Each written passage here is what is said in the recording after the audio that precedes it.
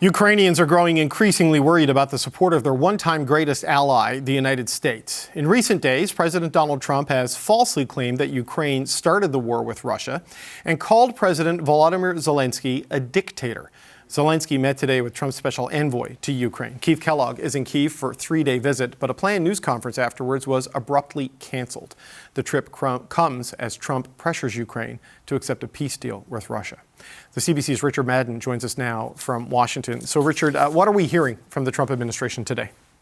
Yeah, hey, David, we're seeing more signals that the White House is embracing those Kremlin talking points by pushing those false accusations that Ukraine is responsible for the Russian invasion and undermining the credibility of its president, Volodymyr Zelenskyy. Now, National Security Advisor Mike Waltz was expressing his frustration with Zelenskyy, demanding he agree to give up Ukraine's critical minerals to the U.S. as part of a peace deal that's currently being negotiated between the U.S. and Russia, with Ukraine and Europe excluded. Now, Ukraine has huge deposits of lithium, titanium, and natural gas, likely worth billions, and President Trump has linked that value to the amount of aid the U.S. has provided.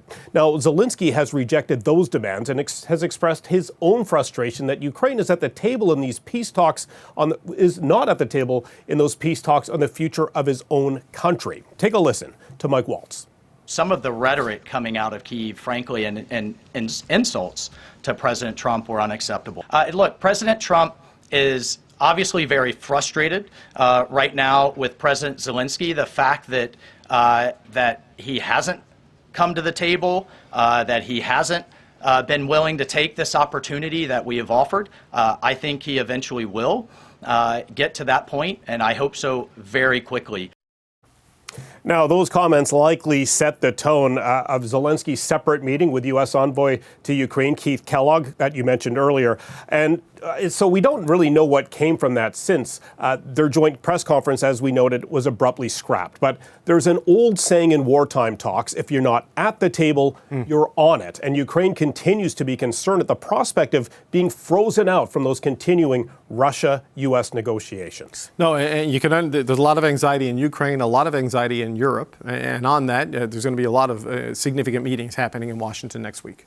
Yeah, absolutely. 2 separate trips by key European allies are taking place next week at the White House. French President Emmanuel Macron on Monday, British Prime Minister Keir Starmer on Thursday. And both those leaders will likely be treading quite a delicate diplomatic line and just how to deal with an administration that's quickly shredded decades of shared foreign policy goals that's put the U.S. at odds with its traditional Western allies. Now, one key issue I expect they'll be facing is Trump's criticism that NATO members are not meeting their 2% defense spending commitment. So perhaps we'll see some movement on that. These leaders know Trump is a transactional president, so raising defense spending could be part of a broader deal linked to Ukraine's security. But the bigger concern, especially from the European perspective, is that Trump appears to be bringing Russia President Vladimir Putin in from global isolation and showing no sympathy to Volodymyr Zelenskyy. Now, David, I just wanted to flag something separately and a bit closer to home from the White House today, because we know a pretty big game is on tonight. The U.S. plays Canada in the final game of the Four Nations tournament. Now, President Trump injected some divisive politics in this high-stake matchup, cheering on the U.S. and trolling Canada on a social media account. And his press secretary took yet another dig from the White House podium. Listen. I think he's watching for the United States to win tonight. I know he talked to the USA hockey team this morning. He talked to the players after their morning practice around 10 o'clock. And I also spoke to some folks from that team after. They were jubilant over President Trump's comments to the team. I believe they're going to put out a video of that call. So he looks forward to watching the game tonight, and we look forward to the United States beating our soon-to-be 51st state, Canada. Yeah, so if you're on Team Canada, this has got to be a motivator. And for the record, Connor McDavid is a national treasure. I'll be rooting for him and these guys when the puck drops in just a few hours. There's the American goaltending, Richard. That's going to be the concern. All right, Richard, thanks so much. CBC's Richard Madden in Washington. Okay, so Canada and France are some of the allies standing behind Ukraine as the American criticism grows. But if the U.S. continues to withdraw its support, will those allies be enough to fill the gap? Joining me now is Keir Giles. He's a Russia expert with the Chatham House Policy Institute and recently wrote a book titled Who Will Defend Europe? Keir Giles, welcome back to the show. It's good to see you, sir. Hello again. Good evening. Emmanuel Macron argued today that if the U.S. is weak over Russia, over Ukraine, it could embolden other nations to flout international rules and just destabilize things. Do you agree with the president of France that this is where the U.S. administration is taking things? Absolutely. And this is not news. It's been long known to everybody that's watching the conflict in Ukraine that if Russia is allowed to achieve its aims through aggression, this will encourage other aggressors around the world. And of course, there are plenty of other countries that have larger neighbors that have territorial designs on them. So it's one of the ways in which the stated US policy is counterproductive. Abandon Ukraine and the supposed support for the Indo-Pacific for countries like Taiwan, South Korea is in itself in danger. But then that has to be put in a context of this broader program that the Trump administration seems to be pushing through with these new cuts that have been announced to the U.S. Department of Defense. It seems hard to imagine how exactly the United States will be able to project power in order to protect any allies, let alone not just in Europe, but also across Asia as well. It's not just abandoning Ukraine, it's denigrating Ukraine, or at least the current government, calling President Zelenskyy a dictator, falsely claiming that Ukraine started the war. I mean, what kind of signal flares does it send up when the president is parroting Kremlin talking points here?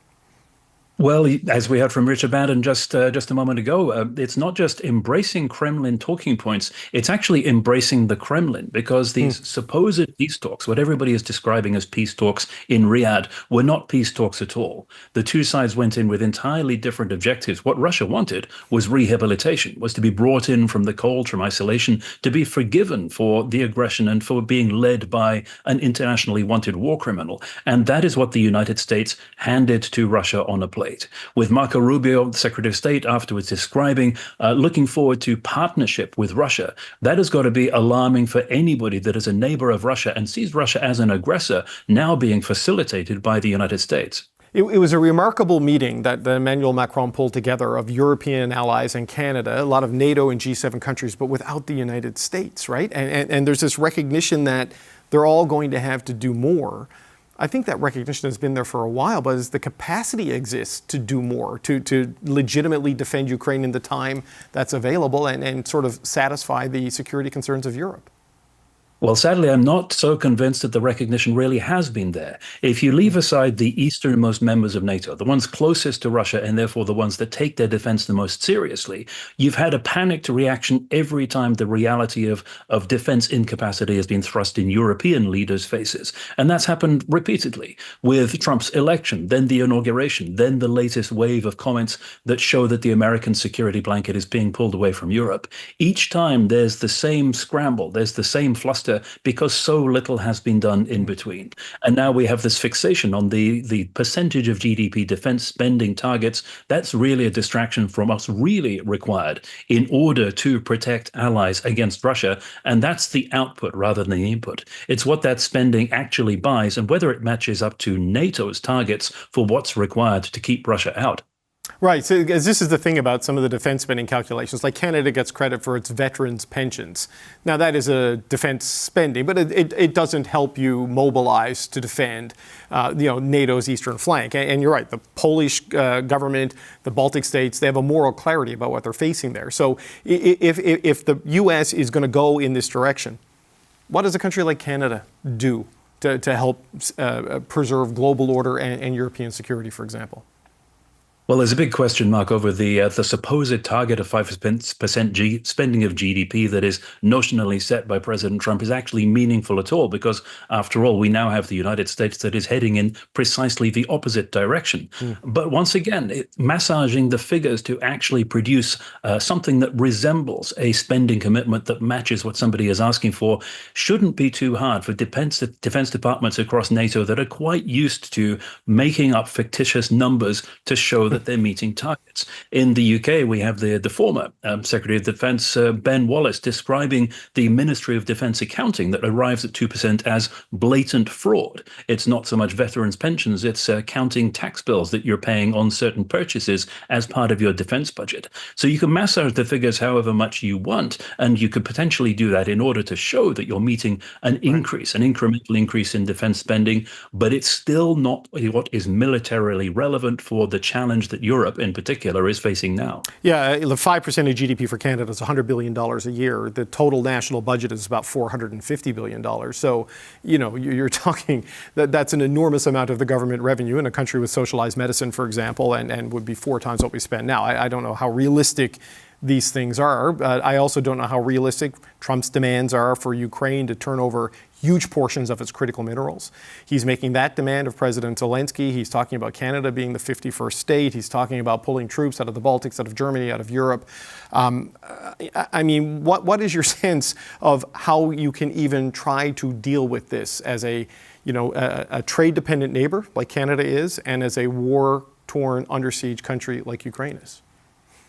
Well, that's absolutely right. And the common pattern to all of this, the common element across the whole of the Euro-Atlantic community, what is left of it, is the recognition that is slowly dawning that the United States is not there as the linchpin, as the foundation of that community, but actually its common biggest threat. And that one way or another, countries across that area are going to have to deal with their own problems without US support and with active US opposition. And that is inevitably going to mean some radical readjustments, whether it is because of trade, whether it's because of defense, whether it is because of the removal of all of the underpinning of economic relationships, for example, with Europe, that may be now being scaled back as a result of economic changes within the United States.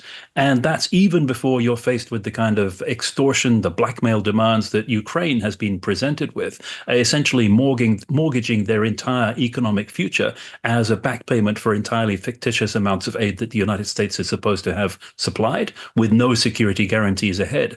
The problem Ukraine has is that the demands that are being presented by the United States are not significantly worse than what has been demanded by Russia. So you have a situation where any peace deal that's presented is going to be worse than fighting on. Yeah, and so much of the security arrangement in Europe was sort of set up post-World War II, largely with U.S. direction on it, and now pulling away from that creates a host of challenges. But as a final point here, Giles, Defense Secretary Pete Hegseth says it's unreasonable for Ukraine to get all of its land back. I think a lot of people maybe believe that about Crimea, given the way that was just allowed to happen. But Luhansk, Donetsk, a lot of the eastern flank regions that have been occupied since the war, I mean, is it possible, given the posture of the United States, to have a peace deal that gives even the majority of the occupied territory back to Ukraine at this point? Well, there are two separate issues here. First of all, there is the moral issue of whether this is actually a self-fulfilling prophecy, because those people that throttled aid to Ukraine and did not allow Ukraine the wherewithal to actually recover and liberate those occupied territories and the people living in them are now saying, look, it was never possible. But then also there is the negotiating tactic of giving everything away to Russia before you actually even start peace negotiations. Nobody thinks that it's a great idea to hand everything to Russia on a plate before you're even discussing possible outcomes to the war. Keir Giles, always appreciate the time and the insight. That's Keir Giles with the Chatham House Policy Institute. Thank you, sir. Appreciate it. Thank you.